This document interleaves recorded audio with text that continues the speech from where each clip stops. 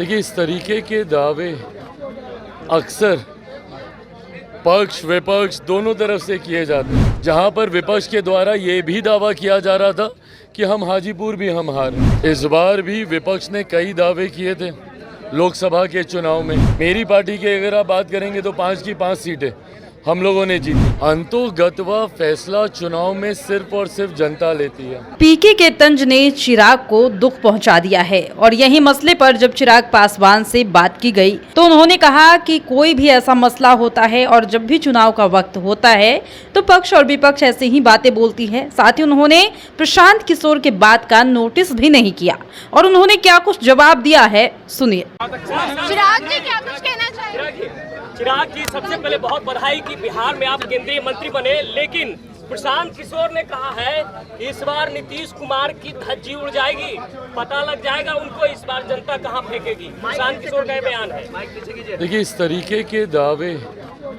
अक्सर पक्ष विपक्ष दोनों तरफ से किए जाते हैं।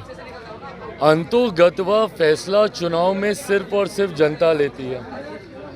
इस बार भी विपक्ष ने कई दावे किए थे लोकसभा के चुनाव में कि खाता नहीं खुलेगा एनडीए का, जीरो पर आउट हो जाएंगे, तमाम तरीके की बातें कही गई थी। हकीकत में परिणाम क्या हुआ? हम लोग अधिकांश जीते सीटें हम लोग बिहार में जीतने का हम लोगों ने काम किया। मेरी पार्टी की अगर आप बात करेंगे तो 5 की 5 सीटें हम लोगों ने जीती, जहां पर विपक्ष के द्वारा ये भी दावा किया जा रहा था कि हम हाजीपुर भी हम हारे। तो ऐसे में इस तरीके की बातें कही जाती हैं, पर अंतोगत्वा जनता किसका साथ देती है। और एक बात स्पष्ट है कि जनता ने ये तय कर लिया है कि बिहार में डबल इंजन की सरकार से ही बिहार का विकास हो सकता है। एक लंबा समय बिहार में ऐसा रहा है जहाँ पे विरोधाभास की सरकारें रही हैं, केंद्र में कोई और राज्य में कोई और। ऐसे में एक लंबे समय के बाद जब बिहार को डबल इंजन की सरकार मिली है, इस सरकार पर बिहार की जनता का विश्वास है।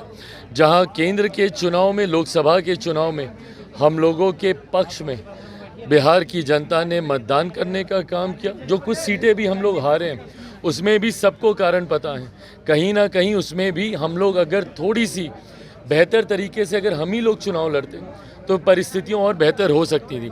ऐसे में विधानसभा के चुनाव में भी बिहार की जनता ने मन बना लिया है, एनडीए की ही सरकार आएगी। मुख्यमंत्री नीतीश कुमार जी के नेतृत्व में एनडीए चुनाव लड़ने जा रहा है और विधानसभा चुनाव परिणामों के बाद बिहार में भी एनडीए की ही सरकार बनेगी।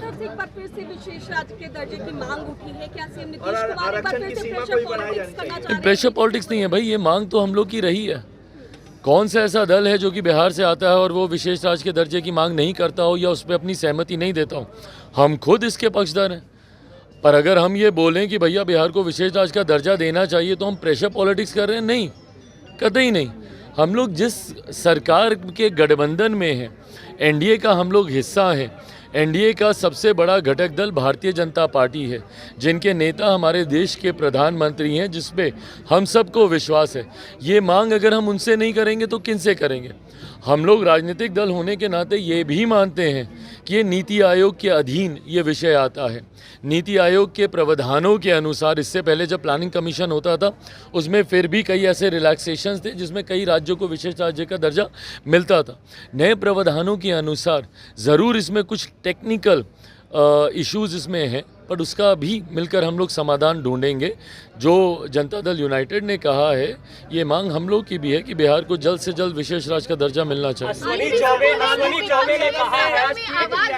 चौबे ने कहा है कि बीजेपी के नेतृत्व में अगला विधानसभा चुनाव लड़ा जाना चाहिए, जबकि सम्राट चौधरी ने कहा कि नीतीश कुमार के ही अगुवाई में लड़ा जाएगा। अश्वनी चौबे के इस बयान को आप कैसे लेते हैं? देखिए, अब हर एक व्यक्ति विशेष के बयान पे टिप्पणी करते रहे। अधिकृत बयान किसका होता है? जो पार्टी के अध्यक्ष होते हैं। अधिकृत बयान एक अधिकृत व्यक्ति के माध्यम से आता है। पार्टी के कई नेता होते हैं जो अपने अपने पार्टी के प्रति आस्था रखकर इस तरीके के बयान देते हैं और उसका भी मैं सम्मान करता हूं, क्योंकि वो उनकी अपनी व्यक्तिगत भावना है। पर अंतोगत्वा जब आप एक गठबंधन का हिस्सा होते हैं, गठबंधन में दल के जिस नेता को या जिस अध्यक्ष को अधिकृत ये अधिकार दिया जाता है, उनका क्या फैसला है या उनका क्या बयान है वो ज़्यादा मायने रखता है। लालू यादव ने ट्वीट किया है और कहा है कि आपातकाल के समय जब इमरजेंसी लगाई गई थी उस समय हमें भी जेल में भेजा गया था, लेकिन जो तत्कालीन प्रधानमंत्री उन्होंने गाली नहीं दिया था।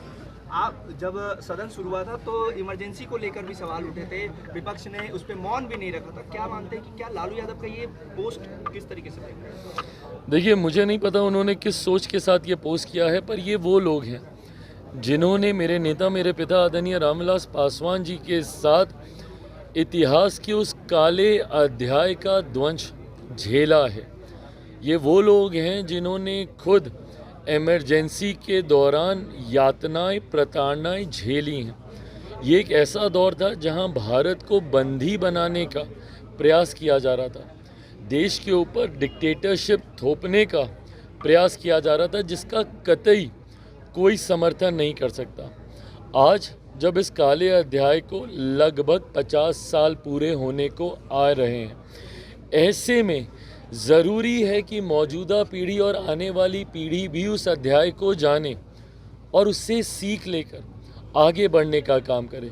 इसके लिए ज़रूरी है कि इस पे चर्चा हो, इसके लिए ज़रूरी है कि इस पर निंदा प्रस्ताव सर्वसहमति से पारित हो। मुझे नहीं लगता कि कोई भी, इंक्लूडिंग कांग्रेस, क्या वो आज इमरजेंसी का समर्थन करती हैं।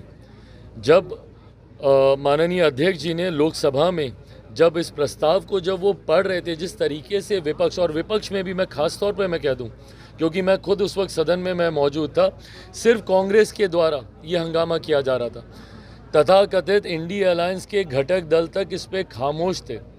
समाजवादी पार्टी, उनके नेता, मैं नाम लेकर बोल रहा हूँ, अखिलेश यादव जी वहीं सामने बैठे हुए थे, हम लोग के सामने ही बैठे हुए थे, खामोश थे, वो नहीं उठे। क्यों? क्योंकि उनके पिता ने भी उन यातनाओं को झेला है। मेरे खुद के पिता ने इमरजेंसी का वो दौर, जब तक वो जीवित थे, उसकी कहानियाँ बताते थे। उस दौर में क्या क्या प्रताड़नाएं उन लोगों ने झेली हैं, कैसे महीनों तक उनको जेल में बंद करके रखा गया बिना किसी कारण के। ये तमाम बातें तो सुना आपने कि किस तरीके से चिराग पासवान ने कई मुद्दों पर बातें की, साथ ही मीडिया के तमाम सवालों का जवाब दिया है और साथ ही अपने एजेंडे के विषय में भी जानकारी दी है कि उन्हें जो विभाग मिला है उसमें वो किस तरीके से काम करेंगे और क्या कुछ कमियां हैं जिस पर उनकी नजर रहेगी।